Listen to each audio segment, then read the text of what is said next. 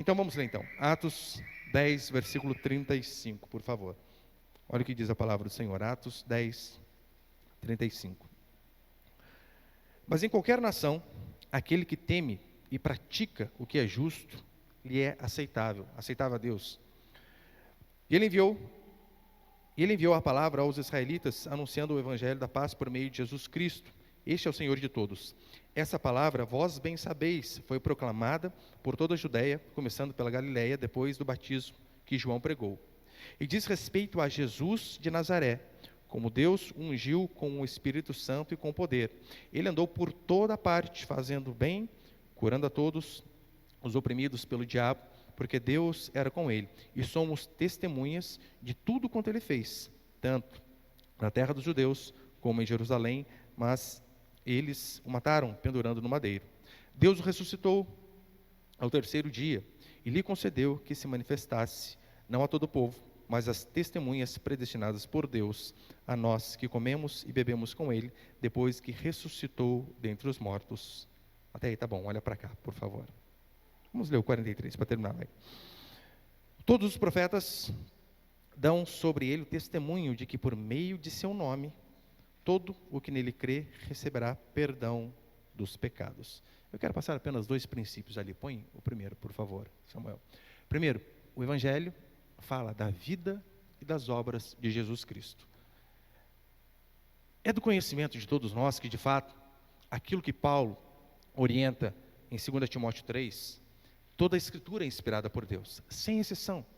Nós não somos, de forma nenhuma, aquelas pessoas que acreditam que a Escritura, ela contém a palavra de Deus, mas ela não é a palavra de Deus. Não, nós queremos que a Escritura, ela é a palavra de Deus de Gênesis a Apocalipse, sem sombra de dúvida.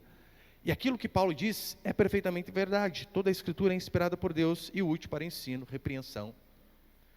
Nós vemos que a palavra de Deus, ela é lâmpada para os nossos pés, para nos guiar principalmente. Este seria uma redundância, né? Seu objetivo principal.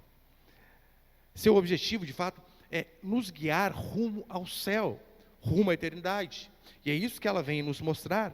Mas a Escritura também, ela nos mostra, nos guia em quais caminhos nós devemos percorrer enquanto estivermos aqui na terra.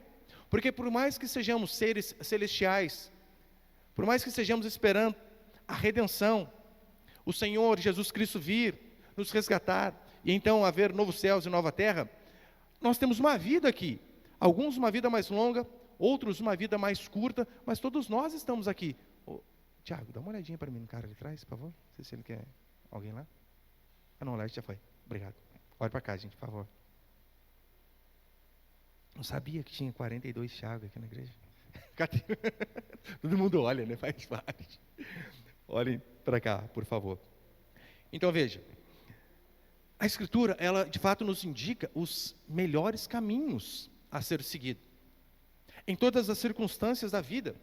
Se você ler Provérbios, você vai ver que ali é sabedoria, não apenas de como se chegar ao céu, mas de como se caminhar aqui na terra.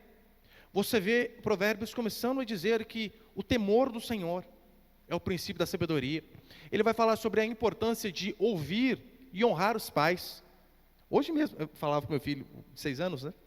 Lendo Provérbios com ele, explicando. Está vendo? Ó? O filho que ele é íntegro, ele traz alegria para o pai. O insensato, tristeza para a mãe. É sempre assim. Provérbios vem nos explicar que nós devemos fugir de conversas inconvenientes.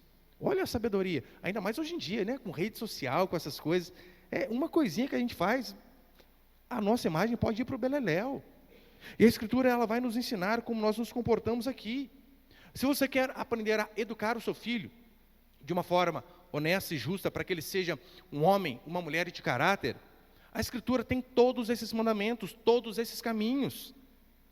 A prova que, de fato, a nossa geração que a gente vive, a geração Z, geração Enzo, está perdida, é porque eles têm esquecido desses preceitos fundamentais da palavra do Senhor. Não há respeito mais com os pais, não há honra com os mais velhos. Então, por conta de sair do caminho ao qual a palavra de Deus nos indica, nós vemos essa geração. Os mais antigos aqui devem lembrar. Eu não sou tão velho assim, tenho 39, mas eu lembro. Quando eu era pequeno, sem exagero, se eu passava perto de um carro de polícia, Minha mãe mandava eu cumprimentar o policial. Vai lá, cumprimenta. Eu cresci com aquele negócio, que esse homem ali é poderoso. E ela falava para mim que na época dela, o pai dela mandava ela pedir bênção para o policial. Veja a geração antiga. Aqui, o Tiago é testemunha minha. O nosso avô era bem bravo mesmo, né? Bigodão, cabelão grande. Não tinha a mínima possibilidade de estar conversando dois adultos assim e uma criança atravessar no meio.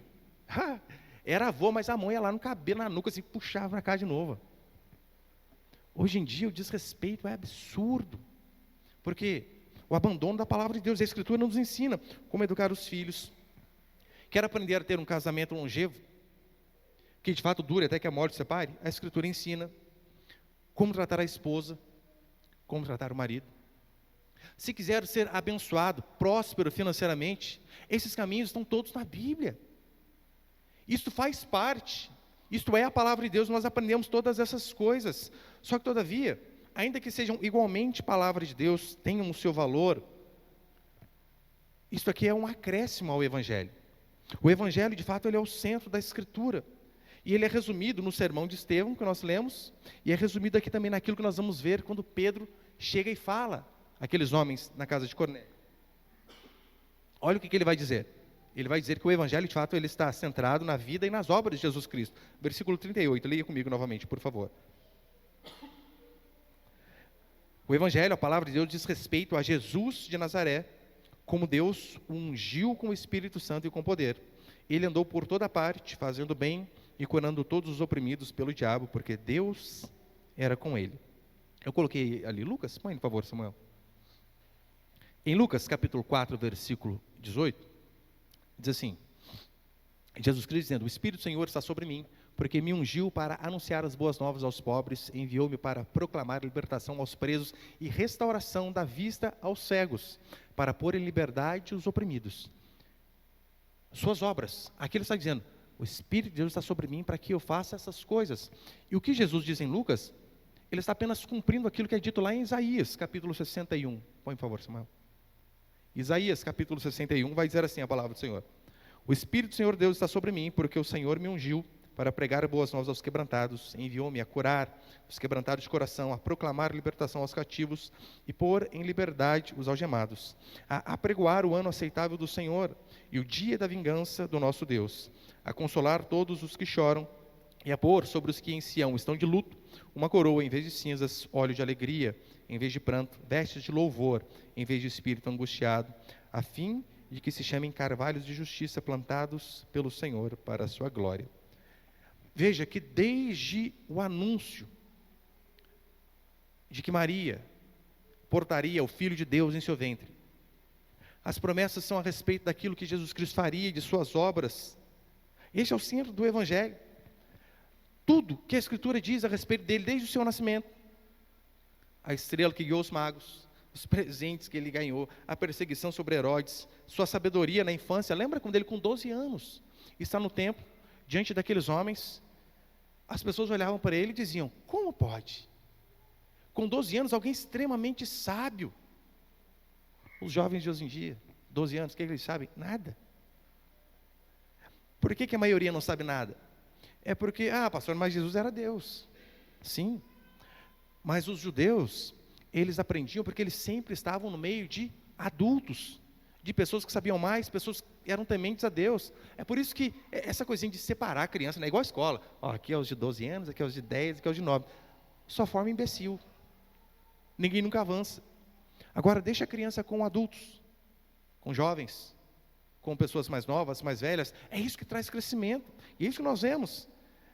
E ali nós vemos quando ele começa o seu primeiro milagre, desde que faz a água se tornar vinho, cura enfermos, faz o milagre da multiplicação de peixes. Todos aqueles milagres, doenças que eram até então incuráveis, como a lepra. Jesus, ele não tem medo, ele vai e toca naqueles homens, e aqueles homens são purificados. E todos esses milagres, inclusive a ressurreição, tanto de outros como dele mesmo, isso serve para estimular a mim e a você, para que nós não venhamos perder a esperança de que este Deus, ao qual fez esse tanto de milagres lá atrás, é o mesmo Deus ao qual nós servimos. Só que veja bem como são as coisas. Por vezes, nós lemos a Escritura apenas como história, para conhecimento teórico. Nós contamos para os nossos filhos a respeito de Davi e Golias, falamos a respeito das histórias de Jesus, de seus milagres. Aí quando nós estamos passando por um momento de necessidade, de aflição, nós esquecemos que este Deus, ao qual fez tantas coisas, tantos milagres, é o mesmo Deus ao qual servimos. E ficamos incrédulos, não temos esperança. Buscamos saída em todos os lugares, menos em dobrar os joelhos. Tudo aquilo que Cristo fez é um exemplo para mim e para você. Portanto, eu tenho certeza, não tem um milagre que você precise, que Jesus Cristo já não tenha feito. E se não tiver, não há nenhum milagre que nós necessitamos, que Ele não tem o poder de fazer. Agora a questão é, a fé de fato da nossa parte? Há essa busca de dizer, ó Deus, me ajuda. Venha de encontro à minha vida. Diante das aflições, da enfermidade, da crise financeira, da crise conjugal, o que nós fazemos? Na maioria das vezes procuramos ajudas mundanas, ímpias, e nos esquecemos de prostrar diante do Senhor e buscar ajuda nele. Não há nada que Deus não possa fazer. Não há. A questão é, a fé é suficiente da sua parte? E segundo, põe ali, por favor, Samuel. Segundo princípio, o Evangelho fala da morte e da ressurreição de Jesus Cristo. Acompanha comigo, versículo 39 até o 41, por favor. E somos testemunhas de tudo quanto fez, tanto na terra dos judeus, como em Jerusalém, mas eles o mataram, pendurando no madeiro. Deus o ressuscitou ao terceiro dia, e lhe concedeu que se manifestasse.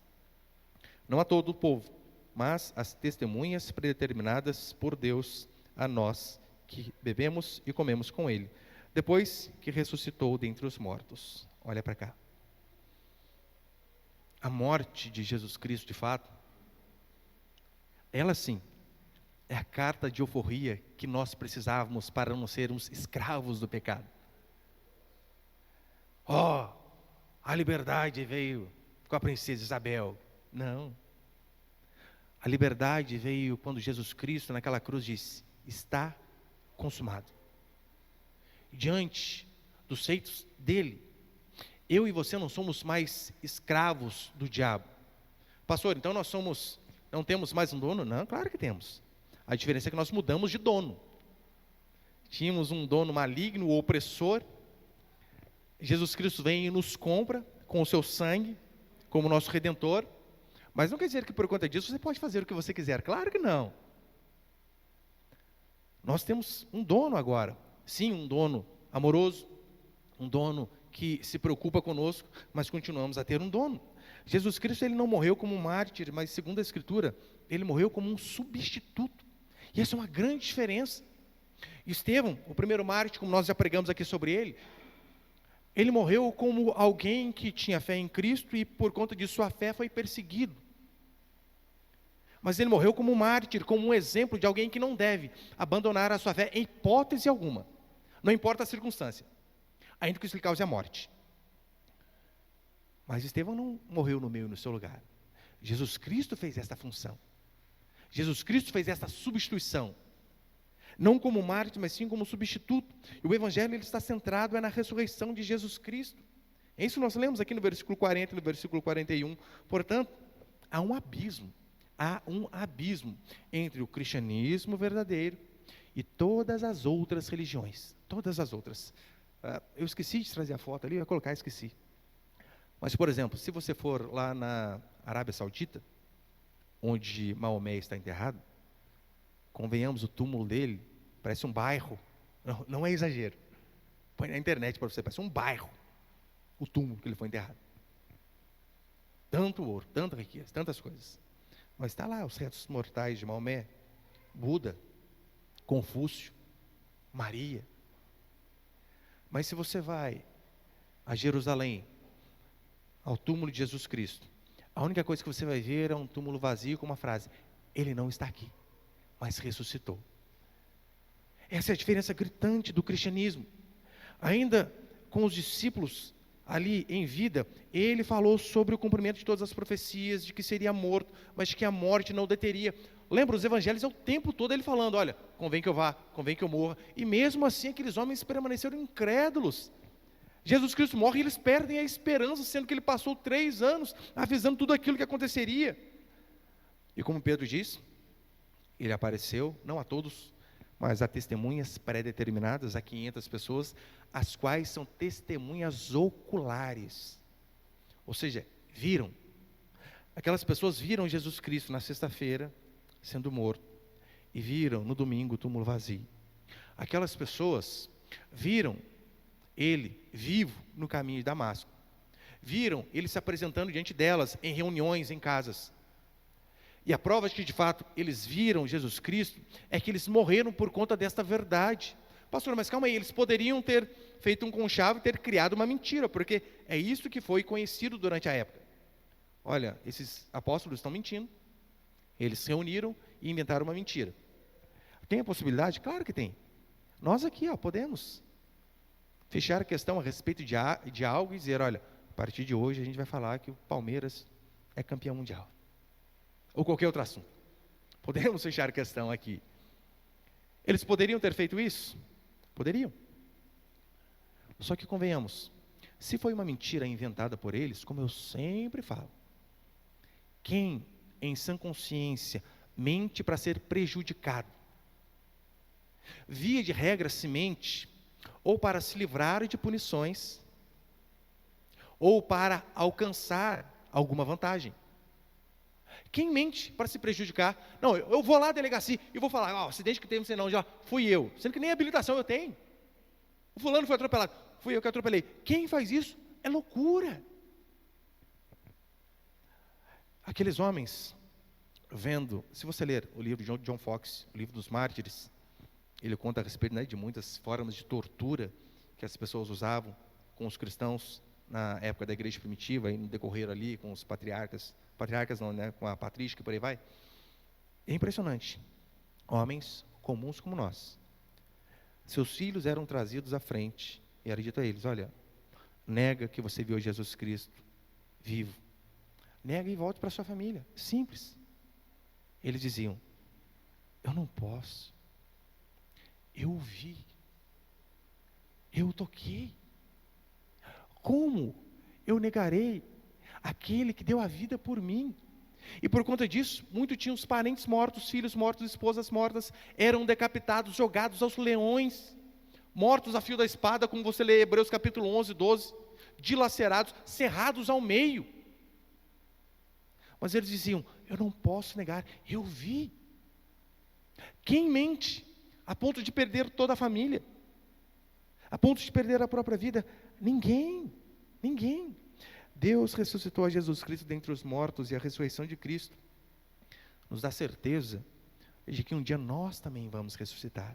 É por isso que eu e você, meus irmãos, nós não podemos temer o maior medo da humanidade, que é o medo da morte. Não há o que temer. Sim, é triste, óbvio que é. Vamos dizer, olha, não importa, é claro. Quem já perdeu aqui algum ente querido sabe como é dolorida a dor da saudade. Mas como cristãos, não precisamos temer a morte, porque Paulo vai dizer em Filipenses 1, 21, porquanto para mim, o viver é Cristo e o morrer, lucro.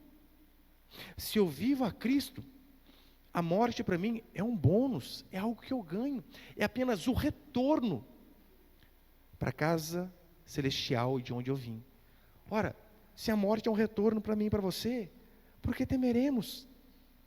Saber que um dia nós diremos, olha, esse corpo mortal vai se revestir de imortalidade. E nós também poderemos dizer, tragada foi a morte pela vitória. Ou seja, mesmo diante da maior desgraça da humanidade, que é a morte, o cristianismo é o único que nos dá uma esperança plausível, palpável, único. Eu já fiz inúmeros velórios de crentes e por vezes também de não cristãos. Por exemplo, morri o parente de um fulano, pastor, o senhor vem aqui? Eu ia. Eu sabia, o cara não é crente. É claro, a gente precisa ter um pouco de sensibilidade também, ao chegar diante de um velório, de um ímpio, e eu não vou dizer isso, né? Segundo a Escritura, está indo para o inferno. Vocês aí, cuidado, hein?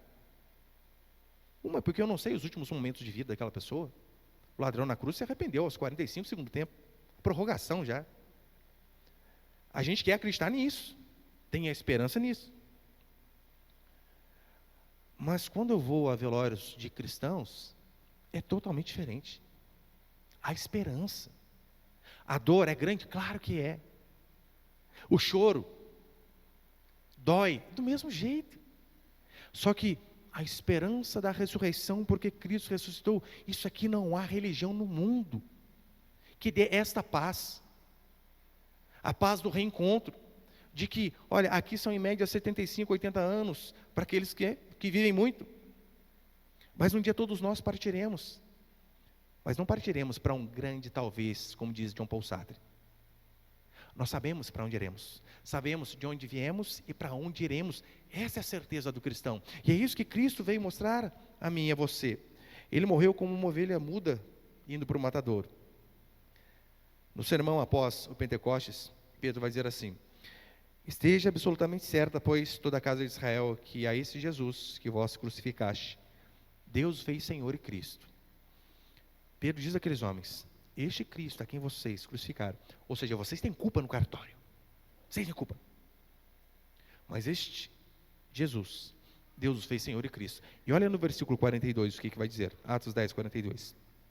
Ele nos ordenou que pregássemos ao povo e testemunhássemos que por Deus ele foi constituído juiz dos vivos e mortos. O servo sofredor que aqueles homens viram morrer na cruz do Calvário ressuscitou como Senhor e juiz de vivos e mortos.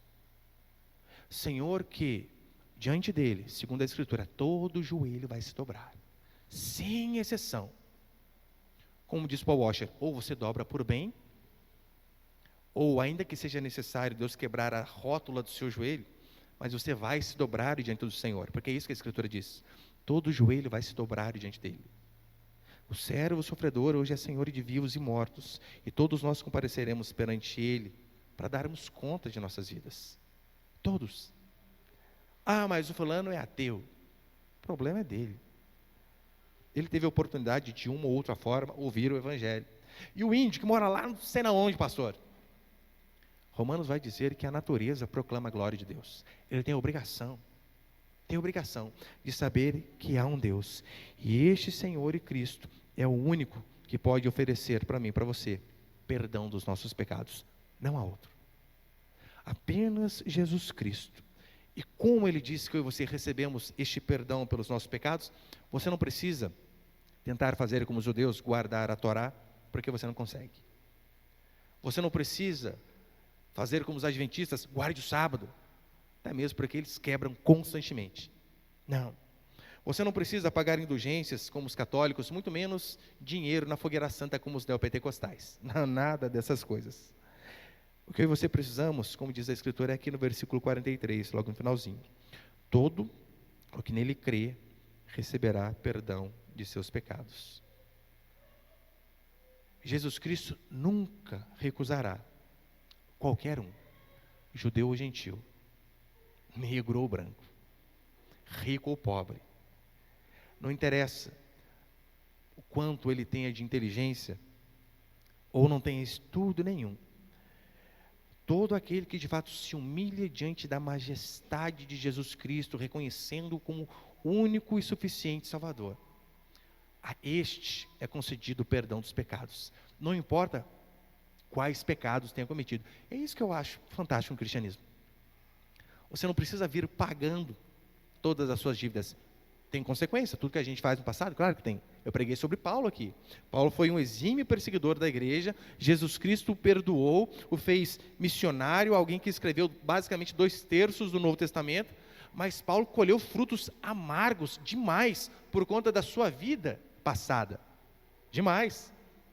Tanto é que no chamado de Paulo, lembra o que Jesus disse? Ele é vaso escolhido. Ele vai ver quanto importa sofrer pelo meu nome. Oh, se teve alguém que tem uma vida sofrida, foi Paulo, hein? Muito sofrida, muito sofrida. Mas ainda que os nossos pecados sejam vermelhos como a escarlata, como diz a Escritura,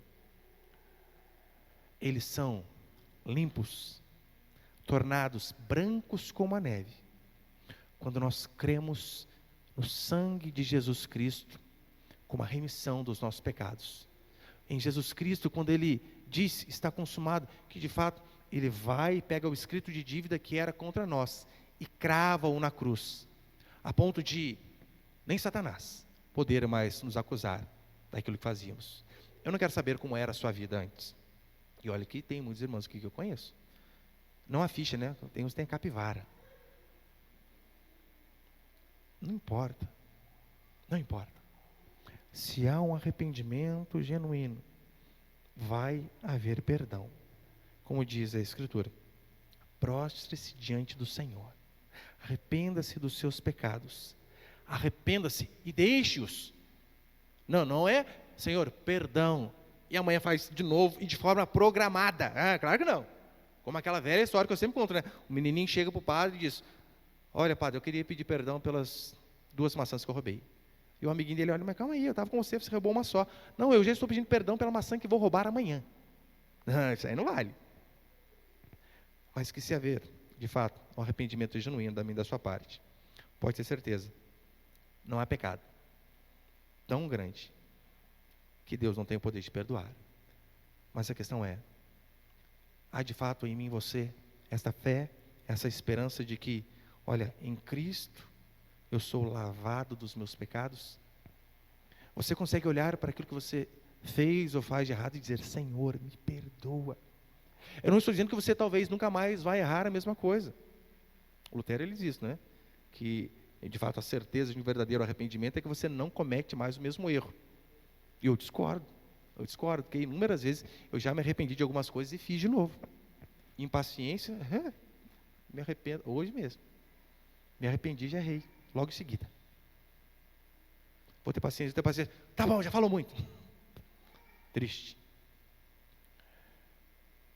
Mas se há um desejo no nosso coração de: Senhor, me perdoa, me ajuda, me dê a graça de fazer aquilo que é reto, pode ter certeza, o sangue de Jesus nos perdoa, nos lava e nos purifica de todos os nossos pecados. Amém, meus irmãos?